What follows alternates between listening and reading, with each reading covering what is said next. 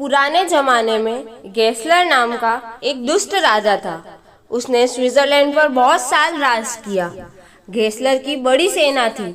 सैनिकों की मदद से वो प्रजा पर अत्याचार और जुल्म करता था। गेस्लर के बीच बाजार में अपनी टोपी को एक ऊंचे बांस से लटकवाया। उसके पास उसके 2 सैनिक तैनात किए। गेस्लर लोगों को अपनी ताकत दिखाना चाहता था। उसने एक नया कानून बनाया। अब सब लोगों को बाजार में से गुजरते समय गेस्लर की टोपी के सामने झुकना जरूरी था। विलियम टेल एक शिकारी था। वो बाहर में जानवरों की खालें बेचता था। उसे गेस्लर का यह कानून बिल्कुल पसंद नहीं आया। गेस्लर लोगों के साथ गुलामों जैसा सलूक कर रहा है। उसने अपने परिवार से कहा, स्विस लोगों को गेस्लर की टोपी के सामने बिल्कुल नहीं झुकना चाहिए। उन्हें अपने अधिकारों के लिए लड़ना चाहिए। अगले दिन विलियम टेल अपने बेटे के साथ बाजार गया।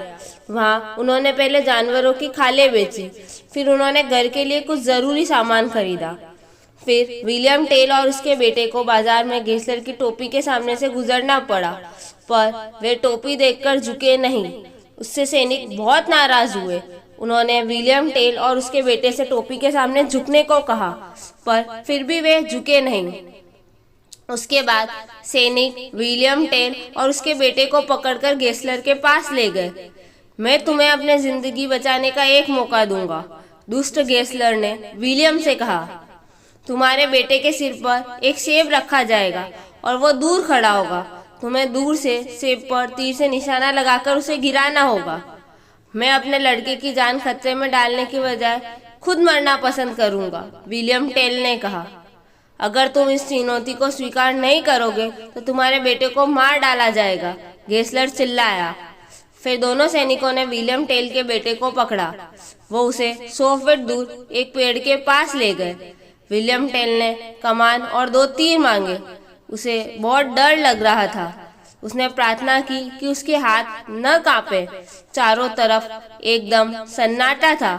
विलियम टेल ने पूरे ध्यान से निशाना साधा। फिर उसने कमान से तीर छोड़ा। तेजी से हवा को चीरता हुआ तीर आगे बढ़ा। वो सीधा सेब से टकराया। सेब 2 टुकड़ों में फट गया। अब विलियम बेल और उसका बेटा सुरक्षित है। लोगों की भीड़ चिल्लाई। गेस्लर को छोड़ बाकी सब लोग बहुत खुश थे। तुम्हारा प्रदर्शन बुरा नहीं था, गेस्लर ने बेरुखी से कहा, पर उसके लिए तुम्हें 2 तीर क्यों चाहिए थे? अगर मेरा पहला निशाना चूकता तो दूसरा तीर आपके कलेजे के आर पार होता, विलियम टेल चिल्लाया। यह सुनकर गेस्लर का चेहरा पीला पड़ गया। उसने तुरंत सैनिकों को बुलाया। तुम जिंदा रहोगे विलियम टेल, गेस्लर ने कहा, पर जेल की काली कोठरी में। वहां तुम्हें तीर कमान की जरूरत नहीं पड़ेगी। उसके बाद विलियम टेल को एक एक छोटी नाव में बैठाया गया। जब गेस्लर के सैनिक उसे जेल ले जा रहे थे, तभी एक भयानक तूफान आया। तूफान में नाव डगमगाने लगी। सिर्फ साहसी विलियम टेल ही नाव को किनारे तक ला पाया। उसने सैनिकों को भी बचाया। फिर भी किनारे आकर विलियम टेल जमीन पर कूदा। अब वो पूरी तरह आजाद था। अब विलियम टेल गेस्लर से घृणा करने लगा था। बाकी प्रजा भी गेस्लर के अत्याचारों से तंग आ चुकी थी।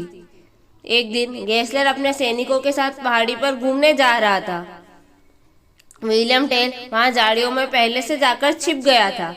जब गेस्लर उसके सामने से गुजरा, तब विलियम टेल ने उसे अपने तीर से मार डाला। विलियम टेल एक हीरो था। उसने अपने देश स्विट्जरलैंड को गेस्लर के अत्याचार से बचाया।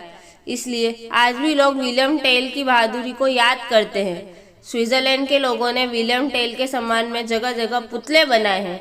Thank you. अगर आपको मेरी कहानी पसंद आई हो तो उसे लाइक और शेयर करें और कहानी के बारे में अपनी राय कमेंट करके ज़रूर बताएं।